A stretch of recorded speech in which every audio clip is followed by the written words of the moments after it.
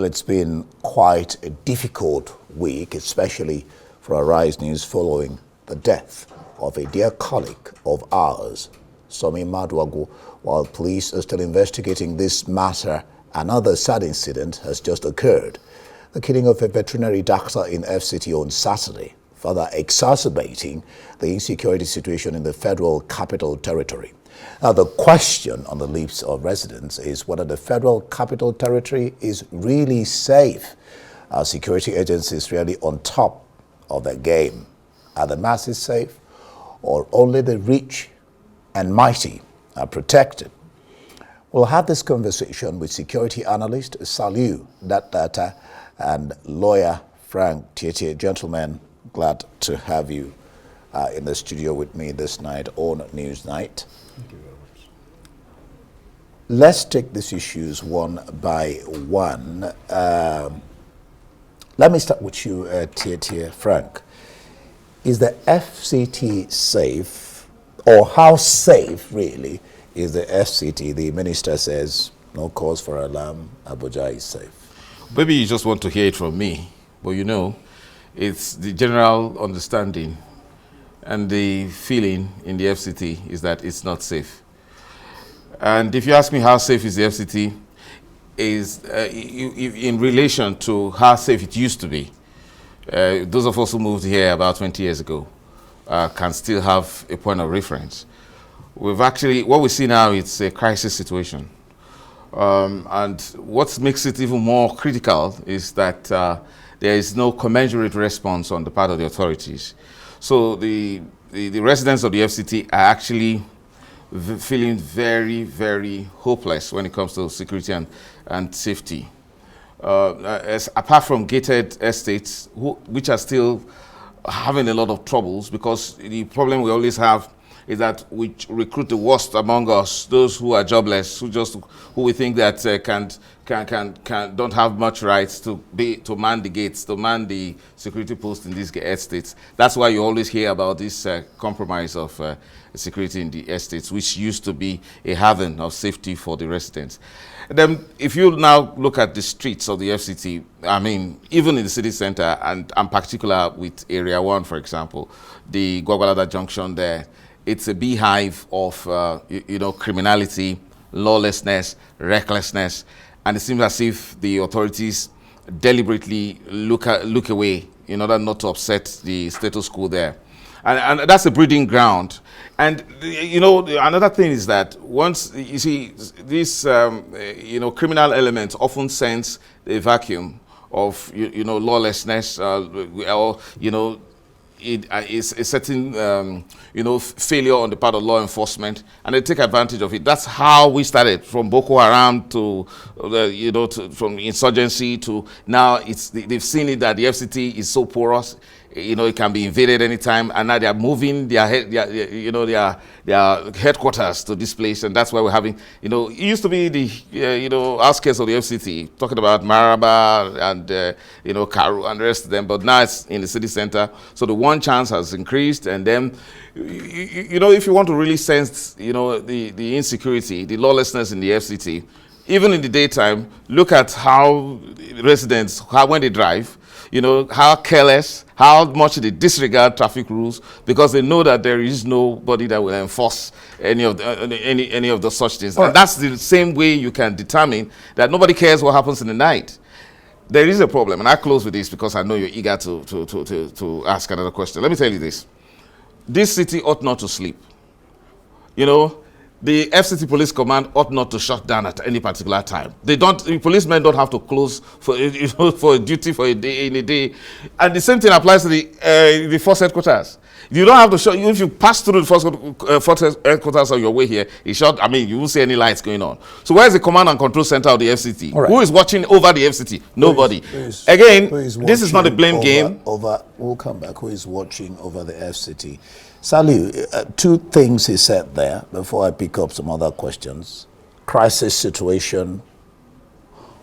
What has changed? Has anything changed? He talked about when he moved in 20 years ago, says things have changed. What has changed, if things have changed? Is it a crisis situation really, or is it a hyperbole is he blowing it up? A lot of things have changed. Like Mr. Tietie said, for people that were in the FCT, even at the time Babangida moved the seat of power from Lagos to Abuja and extending to Shonekan and Abacha, where we knew from Area 1 up to Aso Drive, up to the expressway to Asokoro, particularly under Abacha administration, you see combined security forces made up of DMI, Director of Naval Intelligence, you made up of a strike force and others in GMC vehicles, which I know Mr. Tietie knows. They hoover around the metropolitan part of the FCT city center. Then they coordinate. Then Ibrahim Kumasi of blessed memory was the Inspector General of Police for every area council that had divisional headquarters. Every DPO was given that mandate of being in charge of surveillance. Then there used to be surveillance station wagons, 504, I can still remember, boldly written by the doors, where you see both police officers in mufti and others in uniform patrolling. But these things have today changed, where Itato, you know, the criminal activities are in outskirts. But now, like he emphasized, don't forget when Bernard Igwe was CP here, was when certain things were tackled. But before his appointment, there were complete families that were kidnapped in Buari Area Council, where Ushapa and other areas became no-go area until the Special Intervention Squad of the IGP, then led by Ben Igwe, retired now, led a flotation to go and confront most of these kidnappers in the bush, even though they had gas brigades and host of others. So majorly now, surveillance is lacking, intelligence gathering is lacking. And I can tell you, in the police there, nothing stops the FCT police command. And ironically, the first headquarters that is just away from the presidential villa have by its side miscreants. If you go to Sheikh Mahmoud Gumi College, opposite the police secondary school, by the left, the whole of the gardens there are people that have no business being there. They sleep there. Sometimes around 11 you cannot pass there. They will take your phone when you stop for traffic.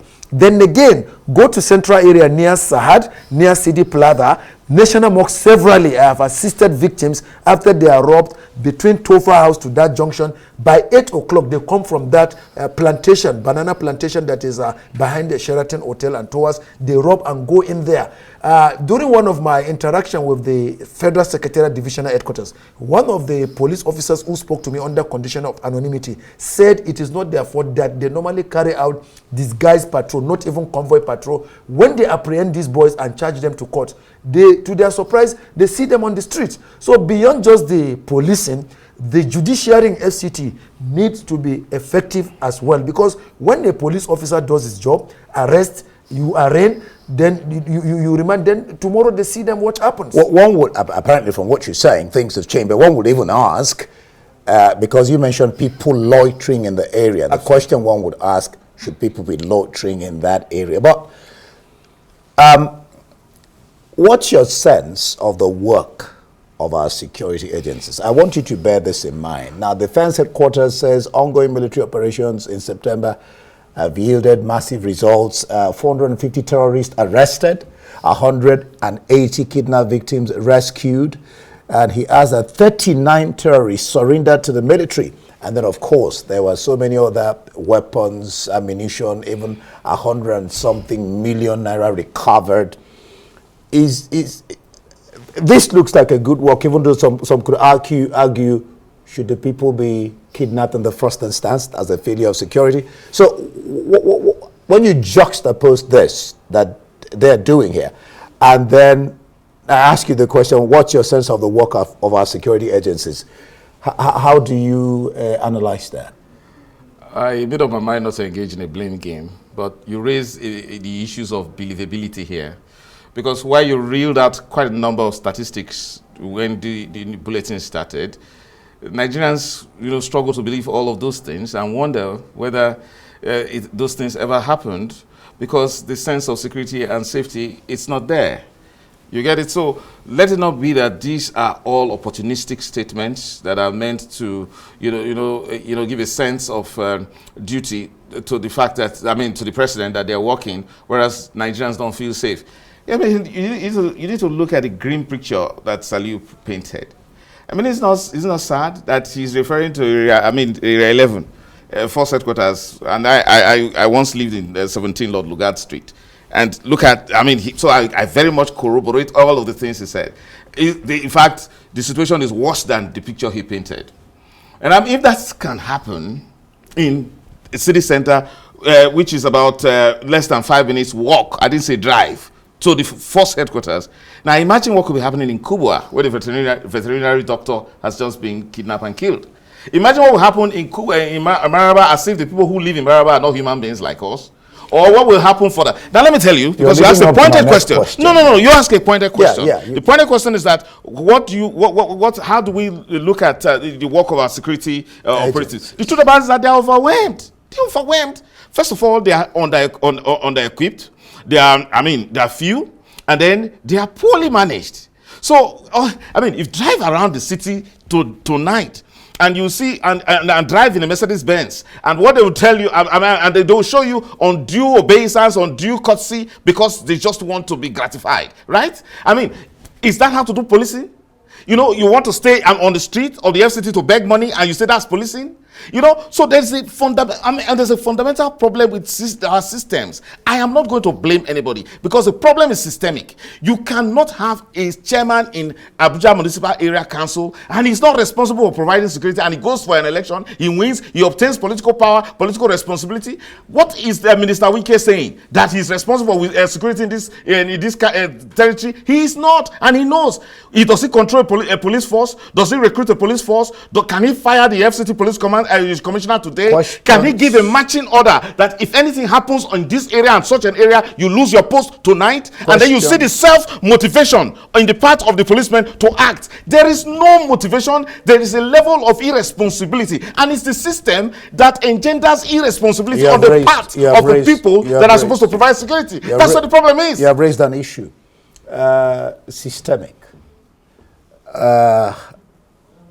Sometimes you say you overflog a thing, but you can't help talk about it. Now,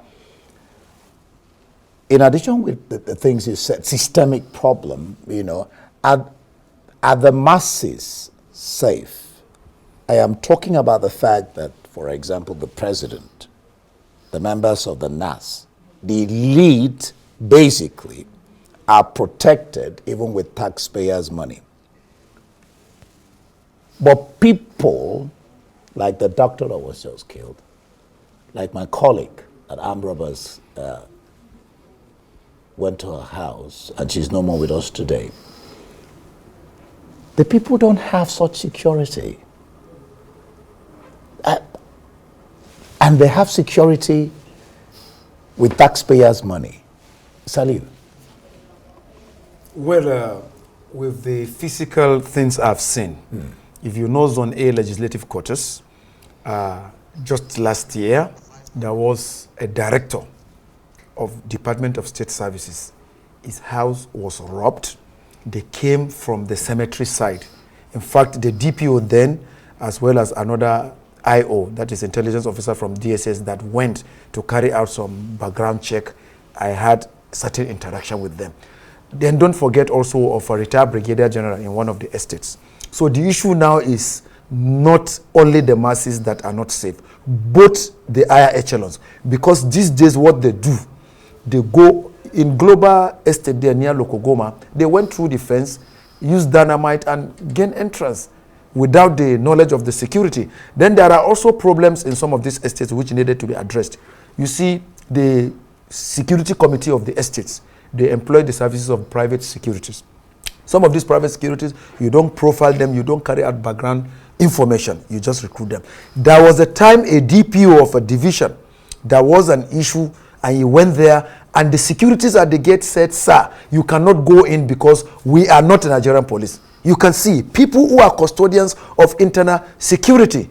Beyond that, this Asokoro you are talking about, the only area I've not heard of, maybe because the DSS headquarters is there and is close to Villa, is Aso Drive. But Asokoro, Maitama, and other eyebrow areas, even Katampe, where they kill one of your staff, if you go there, most of the senators and House of Rep members now have their edifices there. These miscreants go there. And certain things are responsible. The porous nature of the exit and entrance points. When you go to Nyanya Maraba entrance from Nasara and other states, when you go to Zuba axis from Kaduna and other states, when you go to the Gwagwalada axis, they are not well manned. I want to assure you now, if I have RPG, AK-47 and other dynamites in my boots and I want to transport it to Abuja, all I just need to do, like Mr. Tietie said, is I will hire one good-looking vehicle, wear my portable Babanriga, look for one boy to disguise like a DSS with suit in front. When we get there and they're on the light, I say, how are you and what have you? Let me do welfare for you. So they already have psychology of what they do.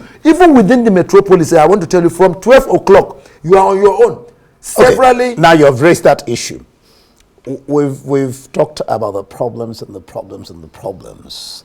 In fact, I was wondering whether you were defending the elite, but I guess you were trying to tell me that it cuts across. Yes. All right, but then, 2 questions before we run out of time. Now, what are the authorities, the security agencies, doing right? What should they be doing? What should the people be doing? And why is the issue of security and the issue of, for example, it's not just security, you have the light problem over decades. Let me put it in perspectives. Okay, let me leave that out because I couldn't really check.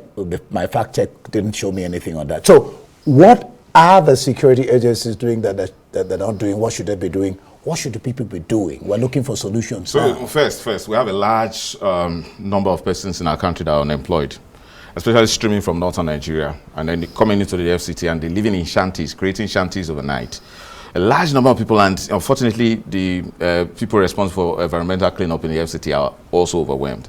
Yes, did you refer to light? The minister of the FCT has somehow improved in that regard. There's no doubt about that. Lighting up the place with some very colorful, bright lights in the night in some areas. Has light improved in your area? I'm talking about solar lighting for the streets. I see some improvement. I just choose that to refer to the fact. So it doesn't become a criticism spree. You said, what were they doing right? The fact that they could put light for a long time between I'm fascinated by Area 1. There's a reason why.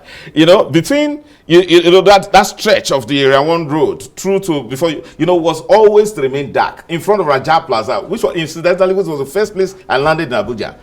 There has always been perpetually dark. But now, interestingly, I passed there a few days ago, and then there are now these new, green lights and white lights provided by the FCT. Fantastic, but how does that come?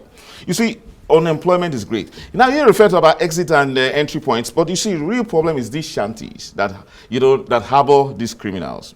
Now they see the contrast between their life of squalor and the life of opulence. And I'm glad that even the escapist mentality of our leaders that look, let's send our children abroad and let's ultimately just gather all the resources we can gather from Nigeria and go abroad. It's not going to work anymore, because one day you come for that cultural event, you come for that burial event, and you see how safe it is, in Nigeria. So look, we've got to now come back and design a system. And I'm very happy that the National Assembly has acknowledged the fact that there ought to be state police. And so we are having a constitutional amendment process going on now. So there's a possibility that people will become more responsible for policing. But beyond that, we should have police at all local levels, so that policing, you see, the essence of organizing a polity, organizing a state is just around security and nothing more. It's not about business. Look, we run a free market economy, provide security and let people just live their lives with liberty. If you are failing, and this is a strong appeal to our president. Our president must remember that he was once a governor, and he was the chief campaigner for state police when he was governor, because he realized how important it was for him as governor to control and determine the security of Lagos State. Now he's president. Police is going to solve the issues. State police will only make our political leaders responsible. Our system is making them lose a sense of responsibility. How can you go to sleep at night when know that your people are not safe? Because of time, the issue he's addressing, what are they doing right, what are they not doing right, what should the people be doing? We're looking at solving this seemingly intractable issue of security that seems to be burgeoning and that the state can't handle it. Doesn't seem to be able to handle it. Security is a very, very expensive venture.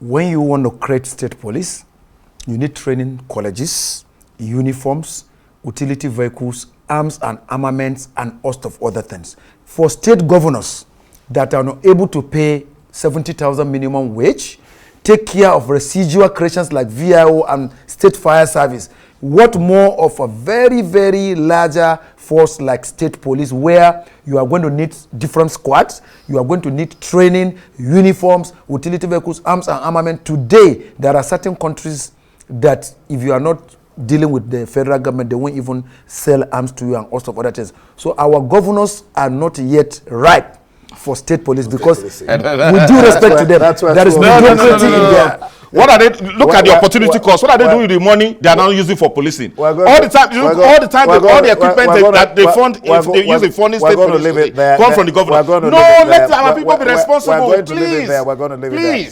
There are also the issues of governors and their authority and what they will do with state police. But that's a talk for another day. We'll leave it there. We'll leave it there. Thank you so much, security analyst Saliu Dantata and lawyer Frank Tietie, for your contributions on Newsnight tonight. We hope we'll get on top of these issues, and so we don't lose lives carelessly any longer.